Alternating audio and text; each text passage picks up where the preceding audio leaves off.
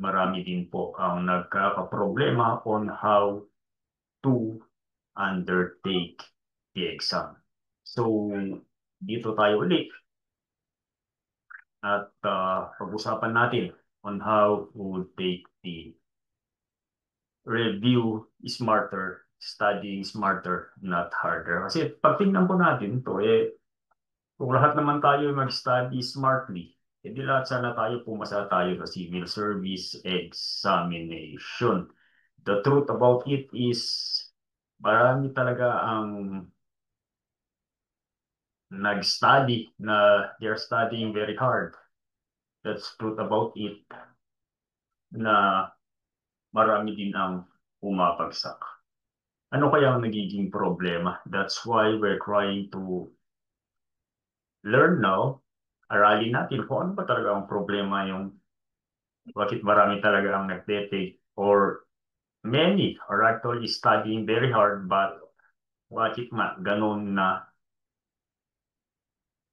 konti pa rin ang pumapasa. The fact that it's about 14% lang ang pumasa last time sa civil service examination means that 85% of examinees were not able to make it sa CS Prof and CS Professional. Were not able to make it sa pagpasa ng examination. So, here we are again. Pag-aralan natin kung paano tayo mag-study smartly and not harder. Alam naman natin na talagang napakahirap yung pag-study sa civil service sa examination na ito, considering that it is general po ang examination na ito, and wala itong specialization. It is very comprehensive.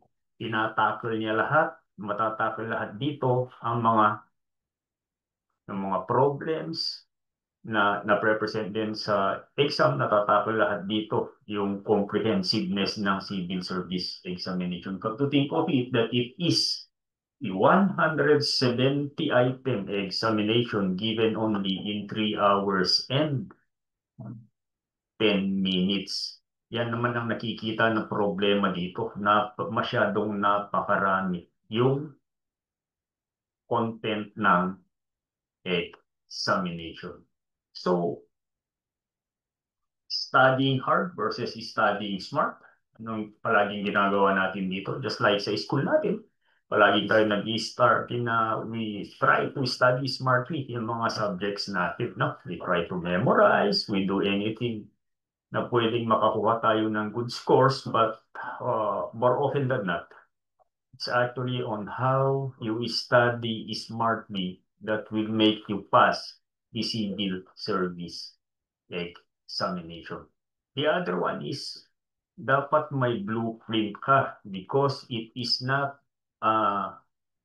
take-all system yung pag-review dito. You do not review everything. Dapat may blueprint ka. Dapat sinasabi nga dito, may study plan ka, may study guide ka na gagamitin mo in taking the examination. Ano naman ito? Usually, ang study guide natin na ginagawa natin in taking the exam is that we take all the subject at once. Iisa lang, no? Ang pag-ano natin dito, or we take the questionnaire. Lahat ng questionnaire, answer na lang natin. That's actually one of the factors kung bakit marami talaga ang bumabagsak. Why? Because they are not strategizing, wala silang plano, wala silang study plan, and more often than not, ano ang result nito? Ang result nito is you don't know on how to prioritize. Hindi mo alam kung ano yung i-prioritize mo while you are taking the examination.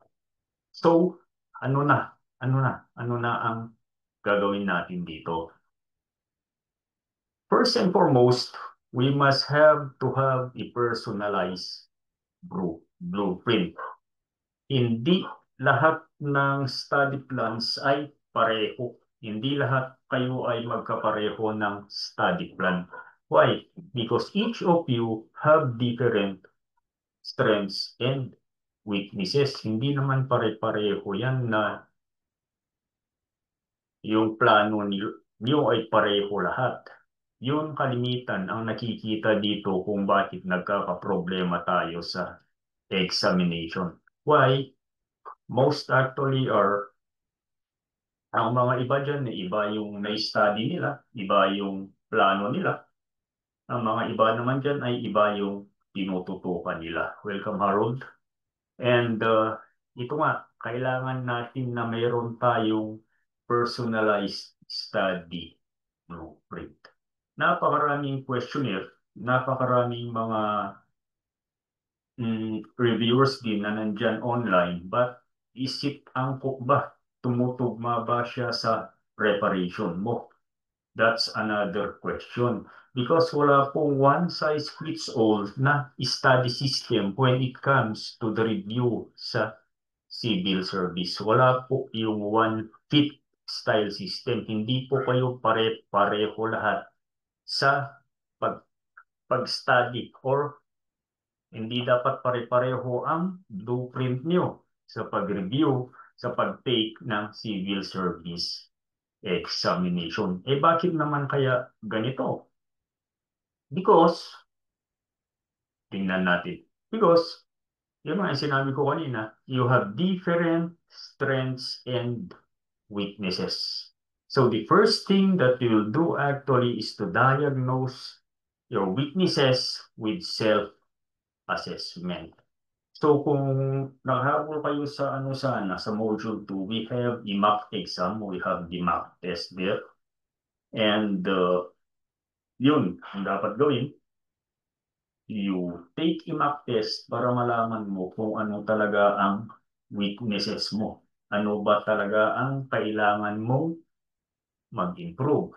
Ano yung mga areas? What are the areas that you need actually to improve on? Kasi hindi lahat ng areas, kahit na malakas ka, sabihin natin malakas ka sa general knowledge, hindi lahat ng areas ay i-review mo or itapon mo lahat yung areas or you take it sa inyong pag-review. You must have to diagnose kung ano talaga ang kailangan mo.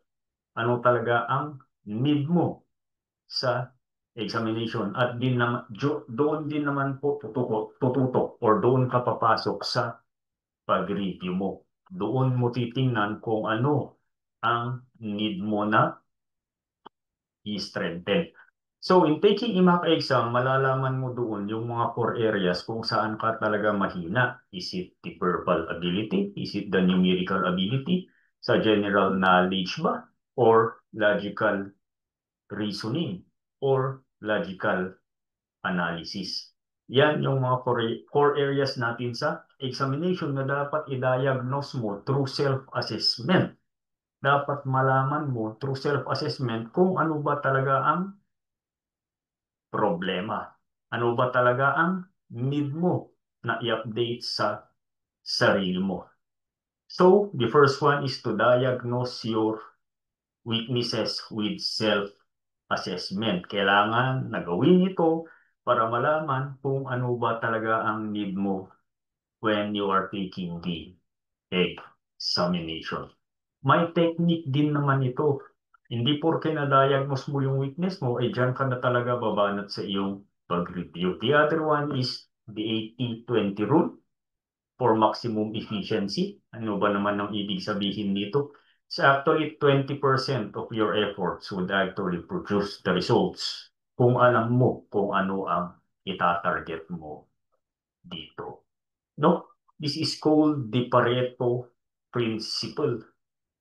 And kung i-target mo talaga yung most topics na palaging topics na nandyan sa civil service examination, most likely will pass the examination. It's called the Pareto principle. 80% of the results would actually come from 20% of your efforts kung alam mo yung paglalagyan mo or alam mo ang pagtutuunan mo sa review.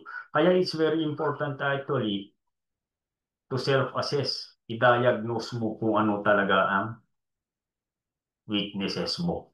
So we come now to the SMART study schedule. Ano ba naman ito at ano ang importance?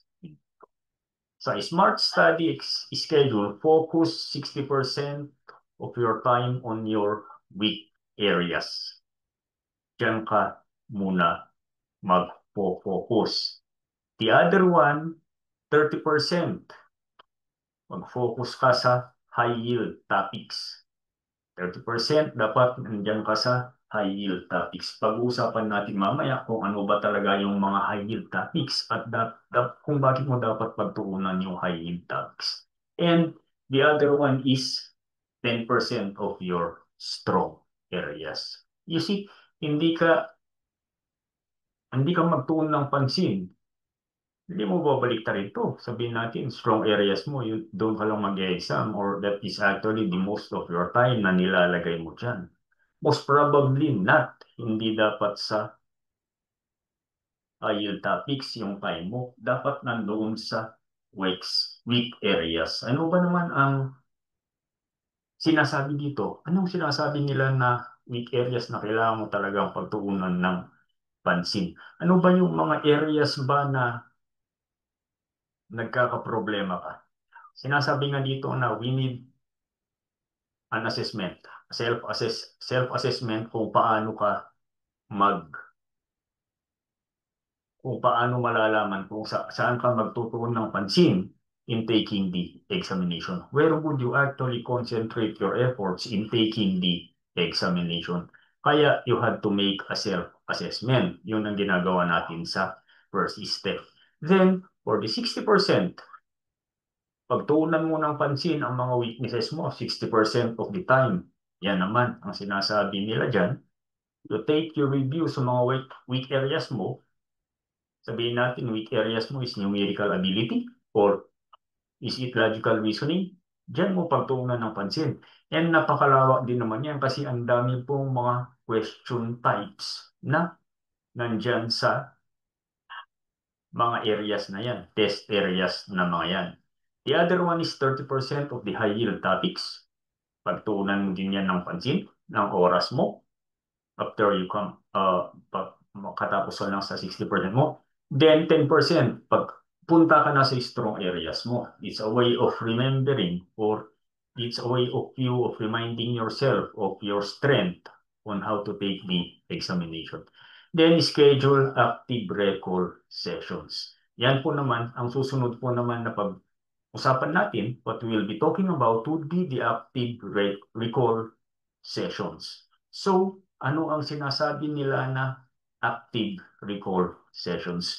But before we go into that, ito naman ang example ng study schedule.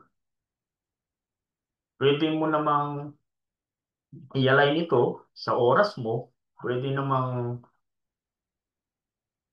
you para bang i-incorporate mo to sa study hours mo. But kung wala kang oras or you have very limited time, ito ang pwede mong gawin. This is a very, very good example. For 2 hours, pwede kang punta muna sa weakest subject. Pwedeng 2 hours yan, 1.5 hour yan, 30 minutes yan, 1 hour yan. Depende yan po sa oras na i-google mo sa review. Because as we always say, you must have to give time sa inyong review para makapag-increase or you must have to increase your chances of passing. This is a very, very good example. For the first 2 hours, you could actually focus on your weakest subjects. Pwedeng gawin mo yung 1 hour, 1.5 hour, high-yield topics. 30 minutes, pwede ka sa strong subjects mo. It's kind of i-review mo lang yung mga strong subjects mo. And for 1 hour, you could have active recall. Yung active recall naman, ang daming mga exercises dyan. And you could actually give you a lot of examples ng active recall na ito. So in your study plan, you consider the time. The time na pwede mong i-google dyan, but you must have to do it daily para hindi mo malimutan. You must have to do or you must have to study daily. Kahit na pakonti-konti lang yan, basta daily lang yan. Importante daily yan para your knowledge should actually accumulate, that you could actually use it during the conduct of the examination. So, nakikita nyo, let us say for 2 hours, you focus on your weakest subject. Bakit ganyan yan? Of course, we have to strengthen yung weaknesses mo. Pwedeng gawin mo dyan is problem solving practice, mathematics, logical reasoning, or anything dyan. Then, for 1.5 hours, you could actually concentrate on high-yield topics, summarization and recall, ang pwedeng technique dyan. Pag-usapan natin yan mamaya. And for 30 minutes, you focus on your strong subjects. Bakit mo gagawin to? Para hindi mo naman makalimutan ang mga strong subjects mo. Pwede na it would be a quick review. I-scan mo lang siya para malaman mo. Then for 1 hour, you could actually conduct active recall, practice test, and self-quizzing. Yun na naman, mamaya ituturo ko sa inyo ang tinatawag nila na active recall. Meron tayong active recall and the passive recall. Ano naman ang passive recall? The passive recall is yung traditional na ginagawa natin na dinamarkahan natin yung mga books, mine-memorize natin, yung iba nga dyan, pinupunit yung libro. Pero yan, ang gagawin natin ay active recall because most likely, you would parang ma-stress ka pag palagi kang nasa passive recall. You must have to actively involve your brain para naman you could recall, you could easily recall ang mga subjects na ito when the examination comes.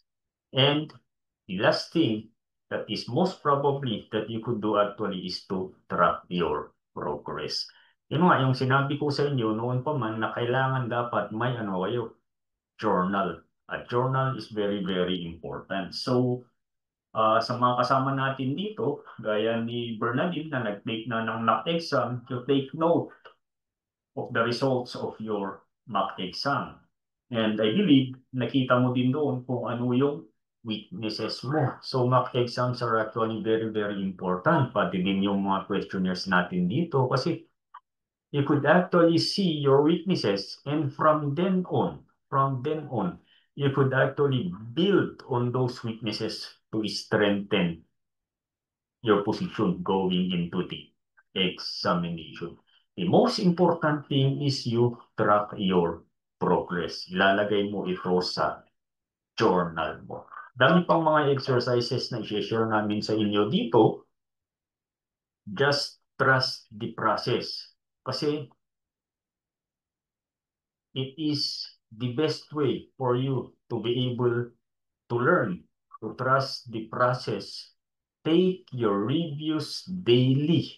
Dapat daily ang pag-take mo ng review mo so that you could build momentum going into the examination. That's why it's very important to track your progress. Isa pa, we have what we call now as the Kaizen Principle. The Kaizen Principle ay principle ito na kahit na konti-konti lang, it's only one small step at a time ang ginagawa mo, but it is consecutive or araw-araw na ginagawa mo yan. Meron kang consistency kahit na maliit yan. Yan ang tinatawag nila that it will soon snowball. Anong ibig sabihin ng it will snowball? Eventually, parang snow din yan. Nagdadagdag. Eventually, pagpunta mo na sa examination, you have your bearings, you have your confidence, and mawawala yung test anxiety. That is one of the most important thing is of having to track your progress.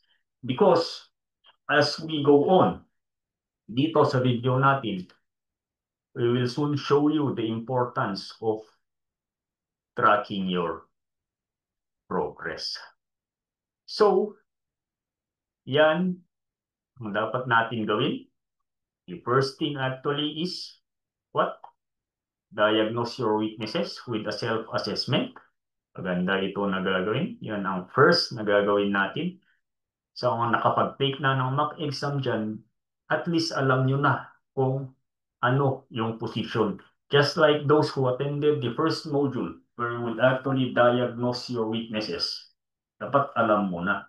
Naturo din sa inyo doon how to diagnose your weaknesses, how to diagnose yung mga areas na i-strengthen mo so that when the review time comes, you do not waste your time na nagre-review sa mga bagay na hindi naman dapat na i-review. Yun naman ang importance doon.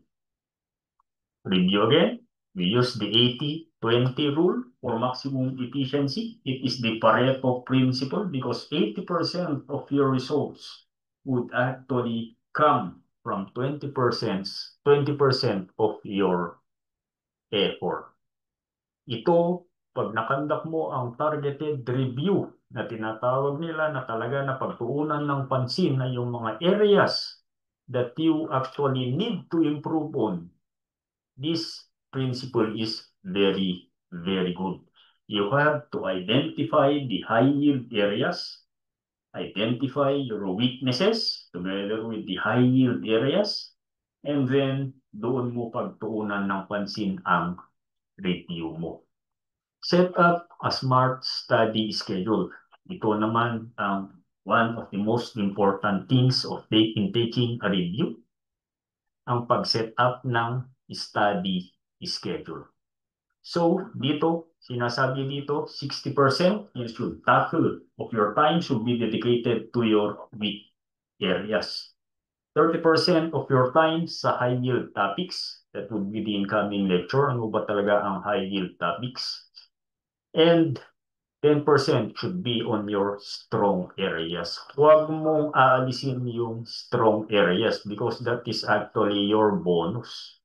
Yan yung mga areas na kailangan mo na you just take a matter of time to review para i-strengthen mo yung position mo going into the exam. And the other one is active recall.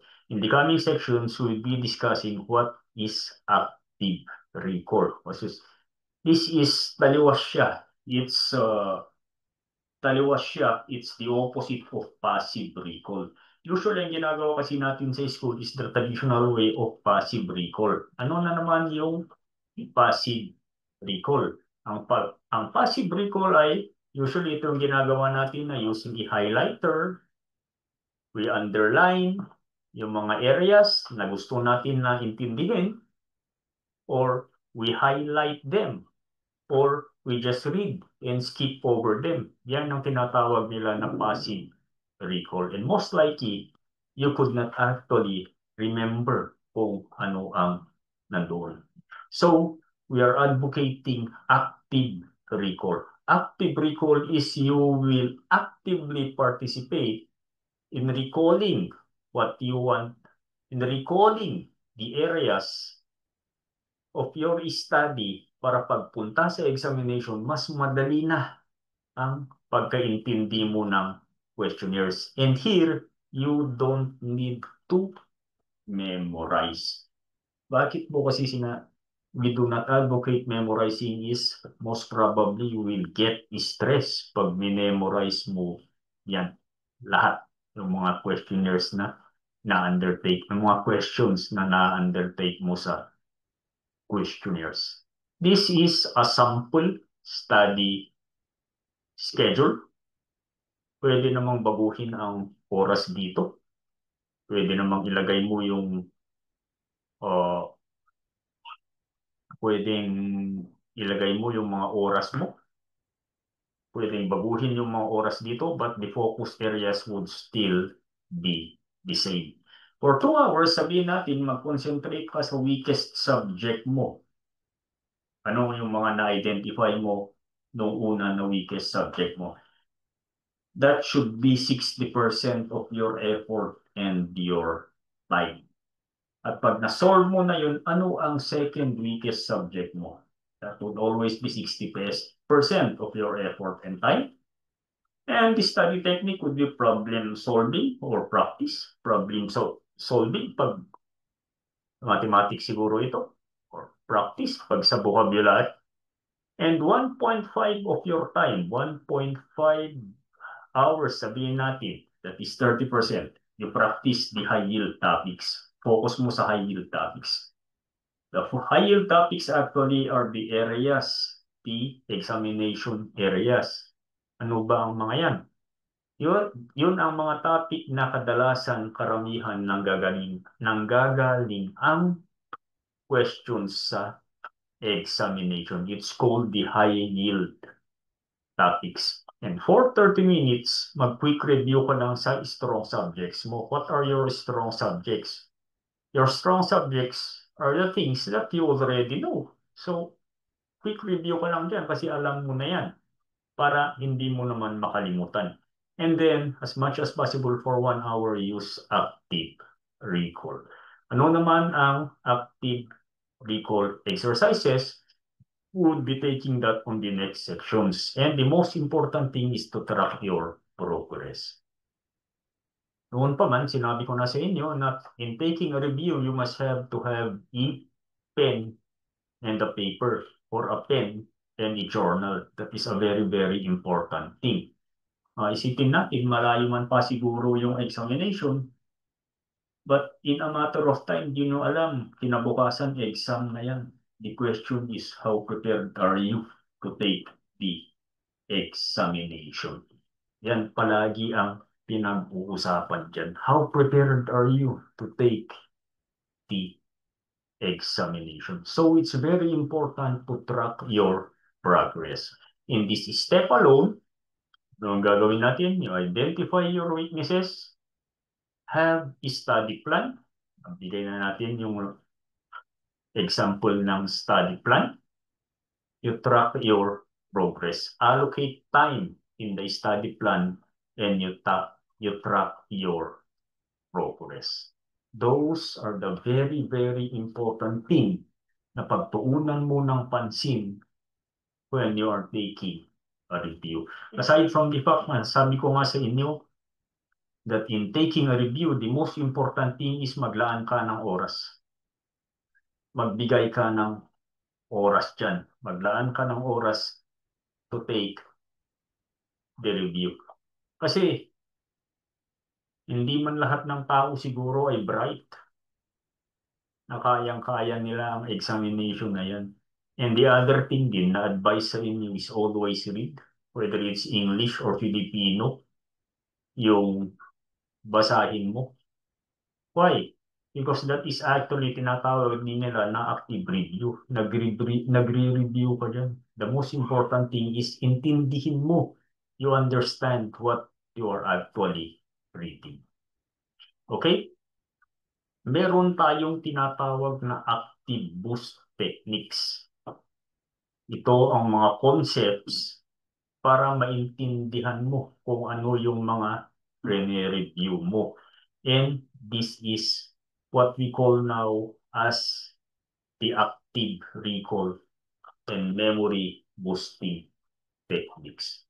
It's very important na pag-review mo, dapat yung retention or yung recall mo ay malawak because it's actually the most important thing going into the examination. It is the most important thing na dapat meron sa iyo. It is the retention and the recall. And how could you attain that? You could only attain that by attending review courses or doing review. Ganun din sa akin, when I was taking the examinations, that was about 20 years ago, I always make to it that I will review every night and that I will use this active recall or this memory boosting techniques. Pero dito, hindi ako nagme-memorize. I do not memorize. I only use these techniques. So, ano na ang mga ito? The first thing is the blurting technique. Take note of these techniques because these are very, very important when you take the examination. Ano naman ang tinatawag nila na blurting technique? Ang blurting technique is you take a topic or an idea na nakita mo dyan sa question or reviewer mo. Sabihin natin it's about the Philippine Constitution. We do not say that you memorize the Philippine Constitution. Hindi. What's important thing is take an idea, read, basahin mo kung ano ang meron dyan. Intindihin mo kung ano ang meron dyan sa topic or sa subject na yan. Just like din sa mathematics, algebra, you do not memorize equations sa algebra or you do not memorize solutions. Sa algebra, ang gagawin mo dyan, intindihin mo kung paano na-derive ang answer. Ganun din sa blurting technique. Sabihin natin, a very good example is the Philippine Constitution. Okay. Basahin mo lang yung importante sa Philippine Constitution. Then, after na nabasa mo yun, take a piece of paper and a pencil at isulat mo in your own words kung ano yung naintindihan mo sa topic or sa subject na yun. Isulat mo. It is a way of remembering. Kung may gap man na nakita mo na hindi mo na isulat, buklatin mo uli yung libro mo, tingnan mo doon. You look at it, ano yung gap, at isulat mo. The most important thing actually is isulat mo ito. During the exercise, isulat mo ito. Why? It is a two-way process. Para ma-recall mo. Yung nga ang sinasabi nila is two-way ang learning. Pag sinusulat mo yan na nanggagaling sa utak mo yan, nagre-reserve na yan, pumapasok na sa subconsciousness mo yung lesson at that's where you will learn. Doon papasok ang recall technique na sinasabi nila. Doon papasok na yung active recall because you are participating. Kahit man hindi perfect yung nabasa mo at saka yung idea na lumabas actually sa isipan mo kahit na hindi perfect yan but you have the correct answer, you could easily recall the topic. Yan ang sinasabi nila na blurting technique. Kuha ka ng topic na madalas hindi mo maintindihan sa inyong review. Aralin mo. Open it, aralin mo. Then, kuha ka ng papel, isulat mo kung ano yung naintindihan mo. Then go back again. Balik ka uli. Balik ka uli sa lesson na yun. Go back again. Then, isulat mo uli kung ano yung gap.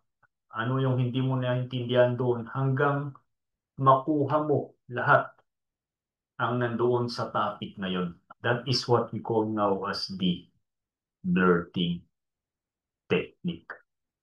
Mas madali kasi ito pag sinusulat mo ito at pumapasok sa subconsciousness mo, pumapasok sa utak mo.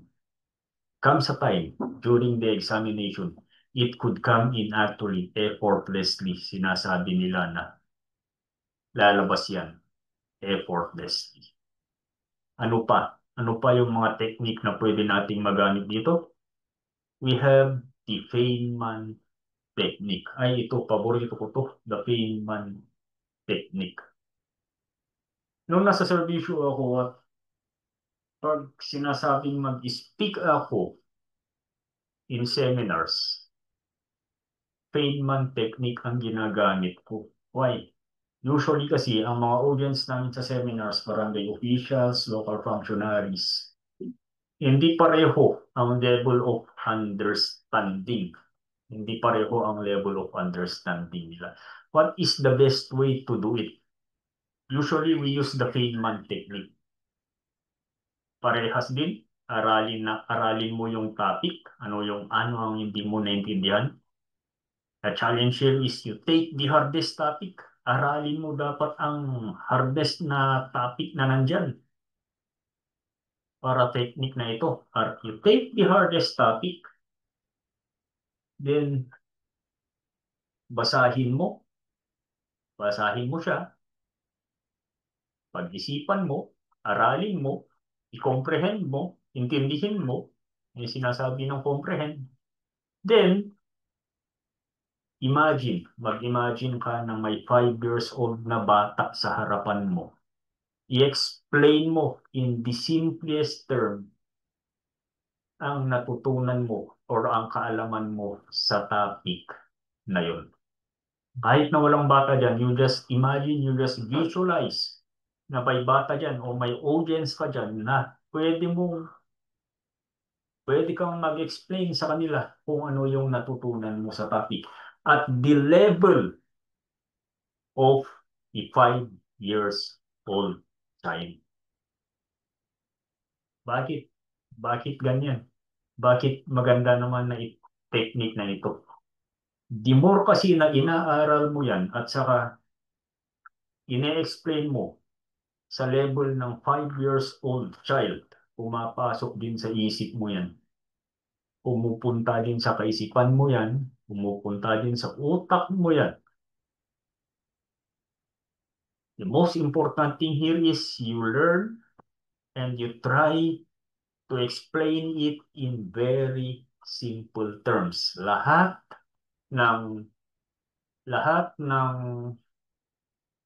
klase ng exam, lahat ng areas ng exam, applicable ito. Let us say, vocabulary. Sabihin mo, to commend is actually to praise, to give praise, ganito. Pwede mong i-translate din sa Filipino, pwede mong i-translate din sa dialect.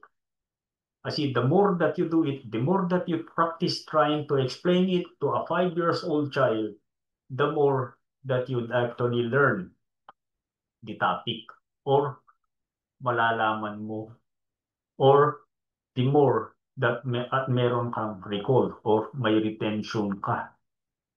Kasi pag-iisipan mo din yan eh, ay ito pala yung natutunan ko nung nag-explain ako sa isang 5 years old na bata. Kahit na walang bata dyan, the technique here actually is to explain it in the simplest form na alam mo na ma-explain, na maintindihan ng isang 5 years old na bata. Ganun palagi ang ginagawa ko sa seminars ko noon. I try to explain it in the simplest form, given the fact na ang inaaral namin noon, pinapano namin sa kanila noon, ukol sa batas. It's about laws, it's about regulations nung nasa serbisyo pa ako noon. And it's very effective. Naiintindihan nila. Yun ang tinatawag naman nila na Feynman technique. Ano ang advantage nito? In the recollection of the topic, mas maintindihan mo pag pumasok mo sa utak mo na simpleng explanation nito. Punta naman tayo sa isang technique, the Leitner system. Ano naman to? Ang tinatawag nila na Leitner system. Maybe some of you have used this. Maybe some of you are using this. Ang hawak ko ngayon ay bara. Bara. It's a way of learning. Ang shortcut ng Leitner system actually is the learning through flashcards. Very, very important in flashcards. Pwede kang gagawa din ng cards mo. Pwede kang bibili ng card na ganito. Kasi nagawa ko din ito. And most usually, nagawa ko to sa geography and vocabulary. Gagawin ko, sa front portion, ilalagay ko yung question. Hindi ko isusulat dyan. Kukuha ako ng masking tape. Sulat ko sa papel, masking tape, lagay ko dyan. And sa likod naman yan is the answer. Yung answer naman. So, parang naglalaro ka dito. You take the card, tingnan mo yung problem, sabihin natin, the capital of the Philippines, Manila, di ba? Dapat nandoon sa likod yung answer, Manila. Pero pag nagkamali ka ng answer mo, ilalagay mo sa, ano, ilalagay mo sa in another area. Tapos pag ito, parang ano ba? Kung ano yung tama, isang area. Kung ano yung mali, isang area. Kung ano ang tama, isang area. Kung ano yung mali, isang area. Ganun. Okay, parang nag-gamifying, sabi nila dito, gamifying while reviewing. So, it's maybe i-card, tawag dito, barahat, or gagawa ka ng flashcards mo. And ito ang sikreto dito. You start with the hardest. Yun ang araw-araw na i-review mo. The hardest questions. Yung nahihirapan ka, you start with the hardest. Do it daily. Araw-araw. Ano nga pala ito? Kung nahihirapan ka sa vocabulary, do it daily. No? And then, yung mga moderate, yung mga alam mo pero nalilimutan mo, you do it 3 times a day. Tapos yung mga alam mo na talaga, do it once a week.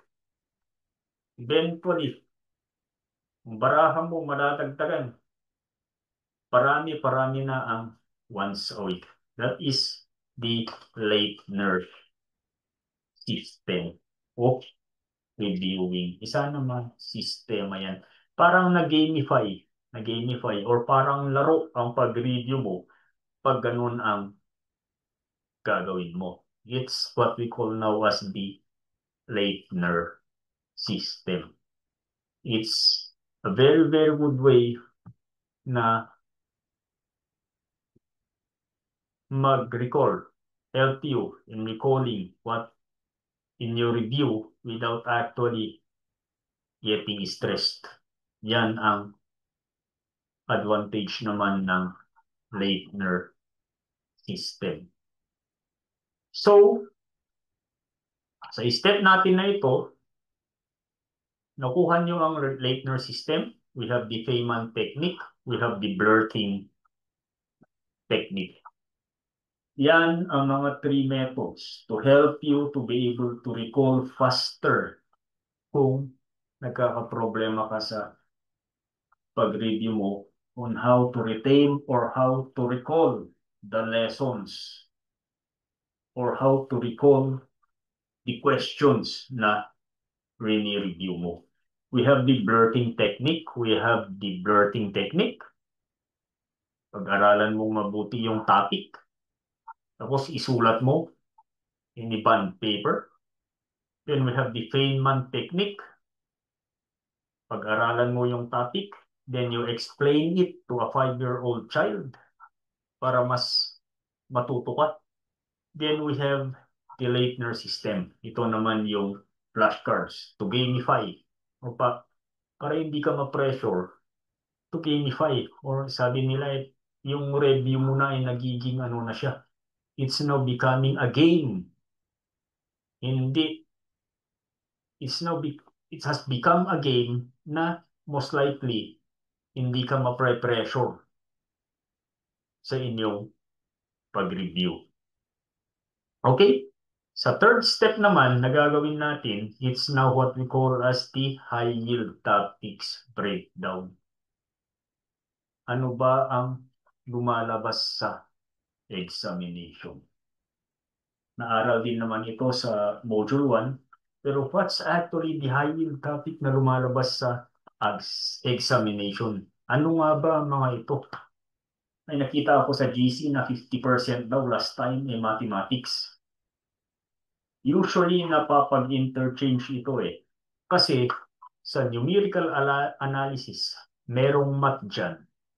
At sa logical numerical analysis and merong din sa may numbers din sa logical reasoning. Lalo na sa mga number sequence, meron din dyan sa logical reasoning. Kaya sinasabi nila 50% math, no, but more likely it is analysis. That is the most important thing.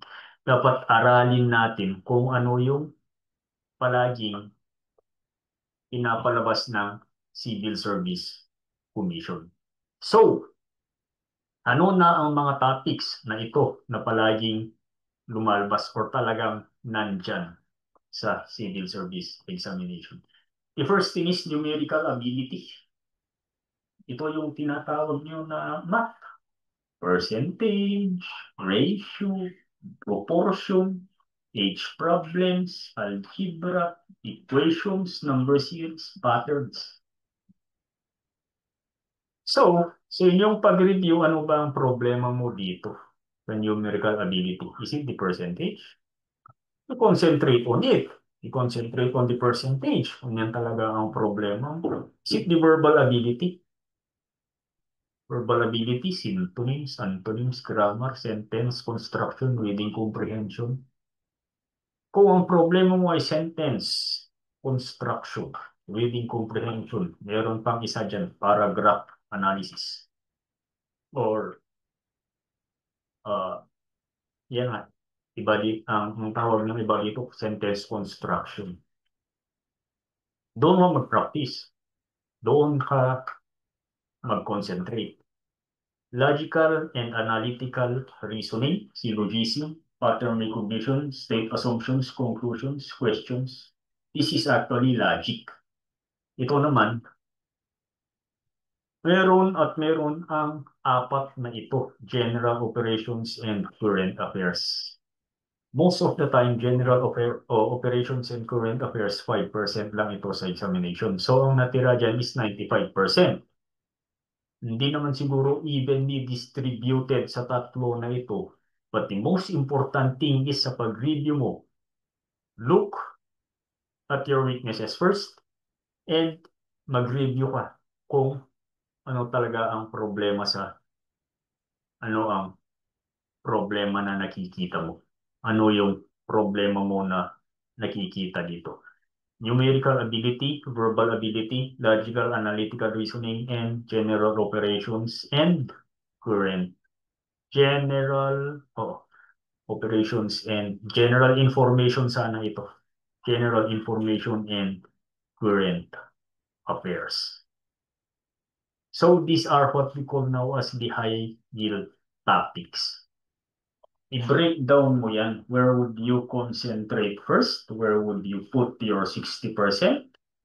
Most of your time dito. Sa numerical ability, you are having problem on the number series or the equations. Diyan ka muna mag-focus. Diyan ka muna mag-focus. Put 60% of your time. Then, the other remaining high-yield topics, 30% of your time mo dyan. Yan. Ang tinatawag nila na identification of high-yield topics. And it's very important na alam nyo din kung ano talaga ang lumalabas sa civil service examination. Because in the course of your review, doon ka dapat mag-concentrate. The other one is prioritize topics with high weightage. Ang tatlo dyan, malalaki ang weightage dyan. Numerical ability, verbal, at saka yung logical. Malalaki ang weightage dyan. As to distribution, every examination is always different kung ano yung lumalabas sa examination. The other one is use practice question to identify gaps. Ito na ang importansya ng questionnaires. This is where questionnaires come in. Kaya sinasabi natin dito that if you have questionnaires, you identify the gaps in the questionnaires or you identify the gaps, sabi nito, you identify the problems. Saan ka ba nagkakaproblema sa questionnaires? Would it be, sabihin natin, numerical ability sa equations? Or is it algebra? Or is it problem solving? You must have to identify the gaps in using the practice questions. So it's not only about answering the questionnaires. But lalabas din dyan na dapat i-identify mo din kung ano talaga yung problema or saan ka ba talaga mahina. Use mnemonics and memory tricks. Memory tricks, yung nasabi natin kanina, yung mga collective recall. Mnemonics naman yung mga pwede mong gamitan siya ng tawag dito, numbers, pwede mong gamitan ng letters. Naman, sabihin natin na you are using mnemonics for the type of government ng Pilipinas, which is the legislative, executive, and judiciary. Pwede mong ilagay dyan sa memory mo na LEJ. And from there, ano ba ang mga sumusunod na branches ng government from those branches or mga agencies under those branches. So, sa module na ito, napag-alaman natin on how to diagnose and focus. Yun, i-diagnose mo talaga yung weakness mo para malaman mo kung saan ka mag-focus on where you would actually focus. And then, study smarter. Sinasabi nga nila doon, pag na-identify mo na, alam mo na, then you have a study plan. And you now know how to allocate your time. And then, we have the active recall techniques. Naturo naman natin sa inyo. And we have the prioritize your high yields. Doon ka mag-prioritize. So, in all, sinasabi natin dito, those are actually the techniques kung paano ka magkaroon ng smart study habits. Para hindi ka lang bira ng bira dyan, para hindi ka lang tumututok sa lahat. May unahin mo yan eh. Unahin mo talaga yan. And initially, pag na-strengthen mo na yung weaknesses mo, makikita mo din sa mga results in the long run na you have fully covered the questionnaire. But we start with the basic, we start with the weaknesses, we start actually with the problems kung ano ba talaga ang problema, ano ba talaga ang weakest area mo, what is your weakest link to be able to identify and to be able to come up with a smart study plan para makapag-focus ka ng effort, makapag-focus ka ng time, makapag-focus ka ng effort, and the most important thing, hindi ka ma-burn out going into the examination. That is the way how to do it to prepare holistically. Lahat talaga, you have all to cover the bases. As usual, may quick wins tayo. Sabi nga dito, accomplish it diligently. Ang mga quick wins natin na binibigay sa inyo, you must have to accomplish it diligently para naman makapag-advance kayo. It's a 7-day exercise naman ang ibibigay ko sa inyo. So, you build on the first quick wins na naibigay ko sa inyo. And sabi nga dito, success in the examination is earned not by chance, but by the mental exercises you commit long before the test begins. No? It is the mental exercises that you will commit and the exercises that you will accomplish before the examination begins. Yun lang. Yun naman ang quick wins natin. The second mock exam, the second mock test would be issued next session. And mga ano natin, hopefully na-answeran mo na Bernadine yung mga exams natin. Ang mock exams kasi natin is gradual siya, hindi talaga siya lahat. Pag makita nyo, those are actually easy questions. Saka naka-ano siya, naka-tawag dito. It is actually identified. The questions are identified according to types. So, ang una dyan is general knowledge. The other one is numerical ability, verbal ability. Then the last one is analytical reasoning. Para po malaman nyo ang mga kinds of questions under those areas or under those sections. But in the coming examinations, we will soon mix the easy, moderate, and the hard questions. At we will soon mix it din. Ihalo din natin yung questionnaires sa. You will try to complete the 170 questionnaires. Gawin natin yan. Na meron talagang easy, moderate, and hard questions. Kasi yun po ang type ng questions na pinibigay ng civil service sa examination. We have the easy, the moderate, and the hard questions that as we go along, it becomes harder yung mga questionnaires. And eventually, before the examination comes, you will ripen, malalaman nyo, and that yung mga questions natin would be near the real examinations that the civil service is actually giving you while you are taking the examinations. Yan naman po ang lecture natin. And if ever you have questions, you could actually sabihin nyo na ngayon habang nandito tayo. Pero pag wala, it's best siguro, give me a thumbs up or write there okay kung okay na ang lecture natin ngayon. And thank you very much for your attendance. I'll be seeing you again on Saturday. Kukunti pa lang tayo, but hopefully yung mga kasama natin this Saturday would be coming. Expect again that I will send you the questionnaire next Saturday. And yan ang buod ng learning and our lectures for tonight.